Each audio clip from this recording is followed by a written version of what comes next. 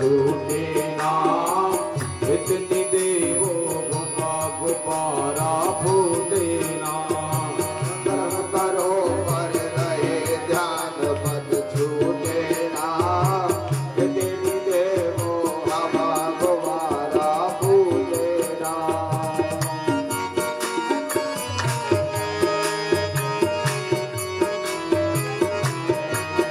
जब काम बीज सृष्टि का नर होए अकामी जैसे, जब काम बीज सृष्टि का नर होए अकामी जैसे, जब काम बीज सृष्टि का नर होए अकामी जैसे, जब काम बीज सृष्टि का होए अकामी जैसे, जल में जो कमल का जीवन तुम भी हो जग में कैसे, जल में हो कमल का जीवन तुम भी हो जग में कैसे। कामिनी लूटे ना, इतनी देवो हवा गुब्बारा टूटे ना। कर्म करो पर रहे ध्यान मत छूटे ना, इतनी देवो हवा गुब्बारा फूटे ना।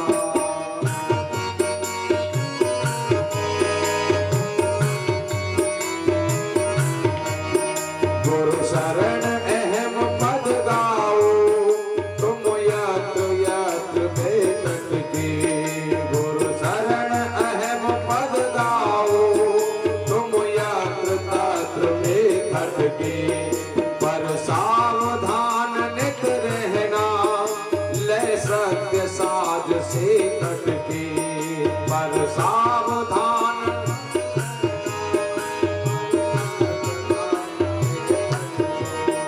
पर सावधान नित रहना, ले सत्य साज से करके कहीं स्वर छूटे ना। इतनी देवो हवा गुब्बारा फूटे ना। कर्म करो पर रहे ध्यान पत छूटे ना, इतनी देवो हवा गुब्बारा फूटे ना।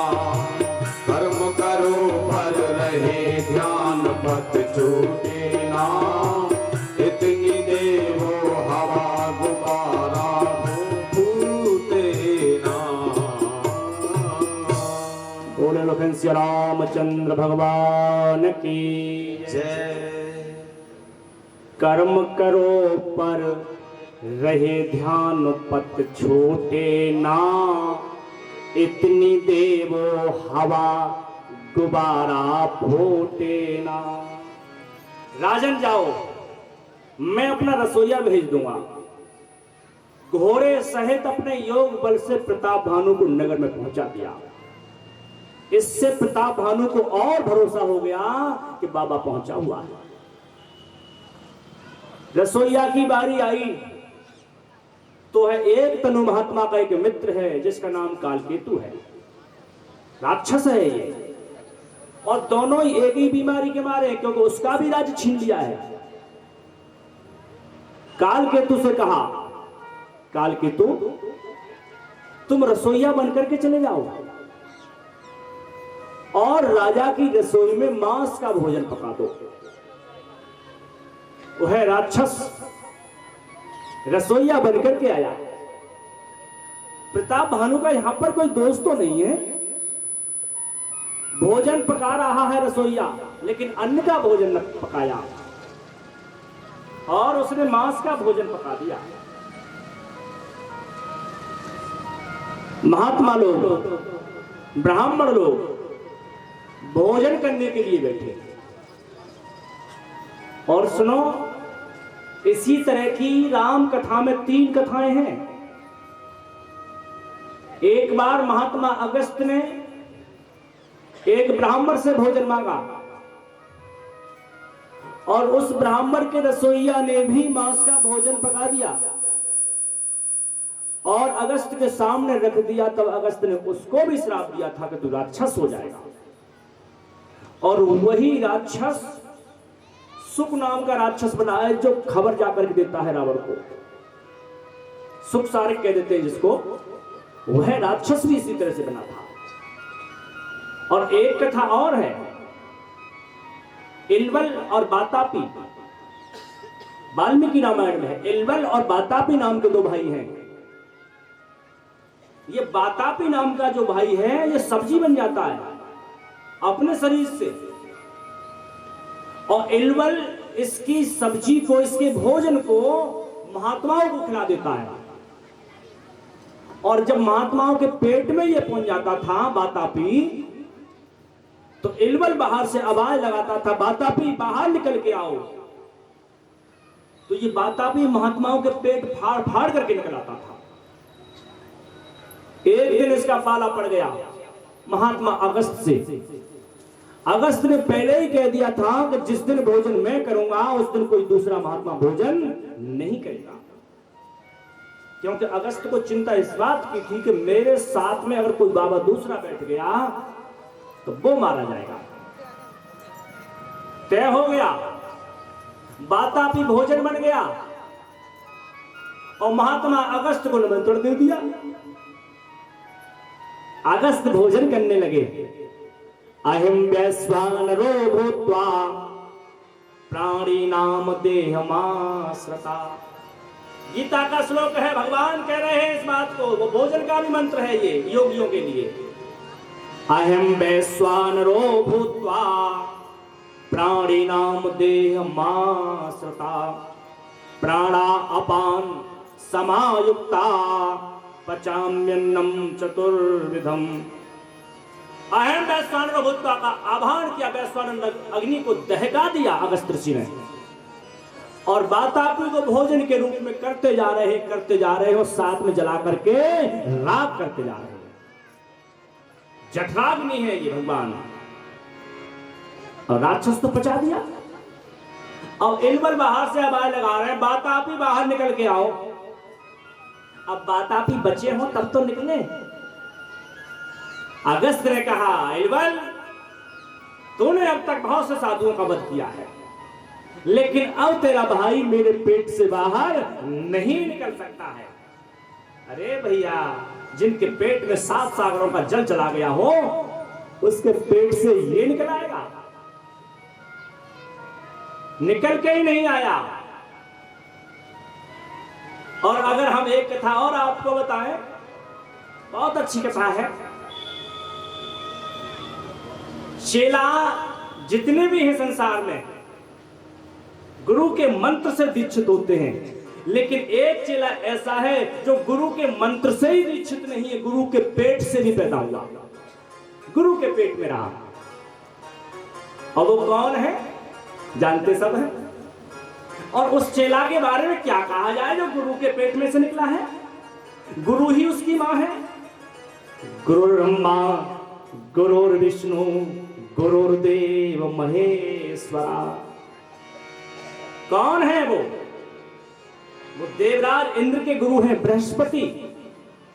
उनका बेटा कच्छ है, कच्छ सबने सुनी होगी। और कच्छ के गुरु जी का नाम है शुक्राचार्य। और शुक्राचार्य के पेट में कच्छ रहा है कुछ दिन के लिए। और आप जानते हो जब कोई किसी के पेट में पहुंच जाता है तो क्या वह बच्चा नहीं कहलाएगा उसका? पेट में से जो निकलेगा वो बालक कहलाता है, जिसके पेट में रहता है वो मां कहलाता है। कबीर दास जी भगवान को कभी पिता नहीं कहते थे। हर जननी में बालक तेरा काहे न अवगुण बक्सों मेरा। भगवान को मां बना दिया। आप तो मेरी मां है, क्योंकि पिता चांटा मार देता है गलती पर और मां चांटा नहीं मारती है। आप तो मां है। आज सारे महात्मा भोजन करने बैठे, मांस का भोजन है साहब। और जैसे ही साधु मुंह की ओर निवाला ले ही जा रहे थे, आकाश बाणी हो गई, क्योंकि जिसकी रक्षा भगवान करते हैं उसका बाल बांका करने वाला कोई नहीं है। आकाशवाणी हो गई, विप्रवृंद उठ उठ ग्रह जाओ।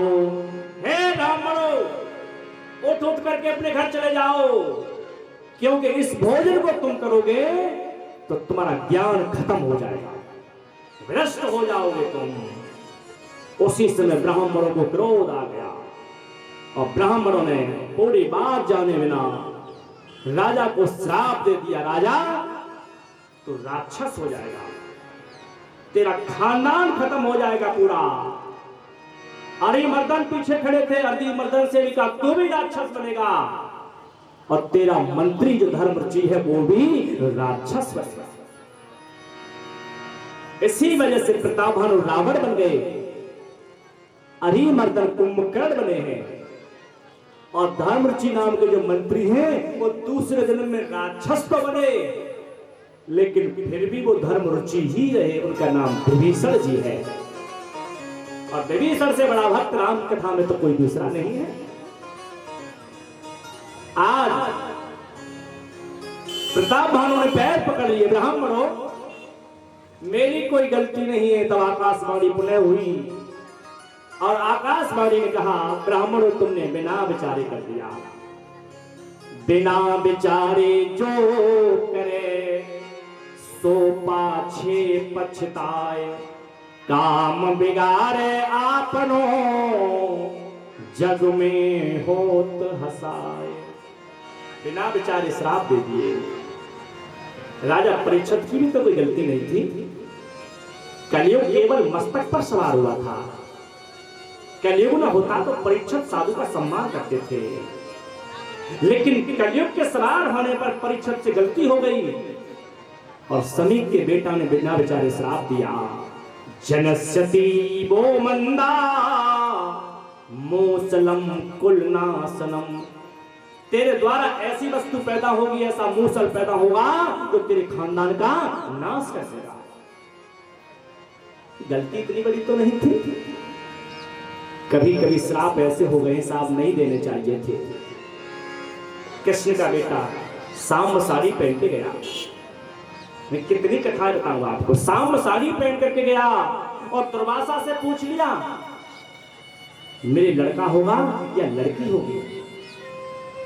गलती एक ने की, गलती एक ने की और श्राप पूरे खानदान को मिल गया था। गलती एक ने की, इसीलिए तो हम कह रहे हैं एक बेटा पूरे खानदान की नाक कटाने में बहुत है, अगर बेटा खराब है तो। और उस समय जब दुर्वासा ने श्राप दिया तो क्या श्राप दिया, तेरे खानदान का नाश हो जाएगा, तेरे खानदान का नाश होगा।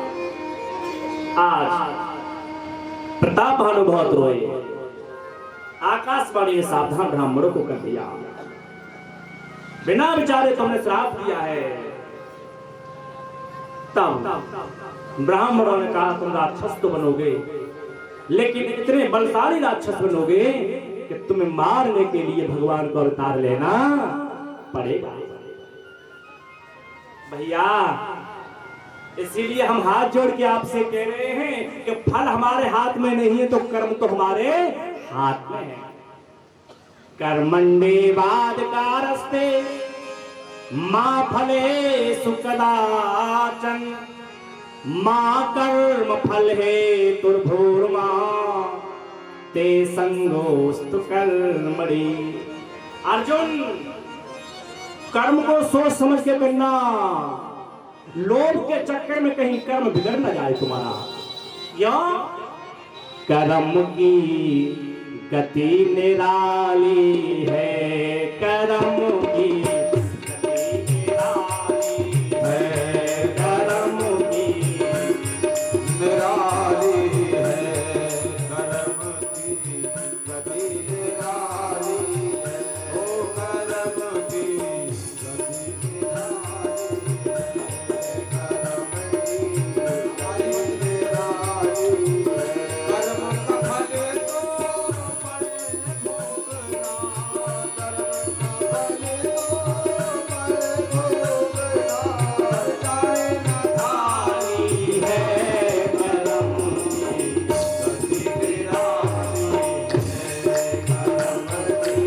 ये भाव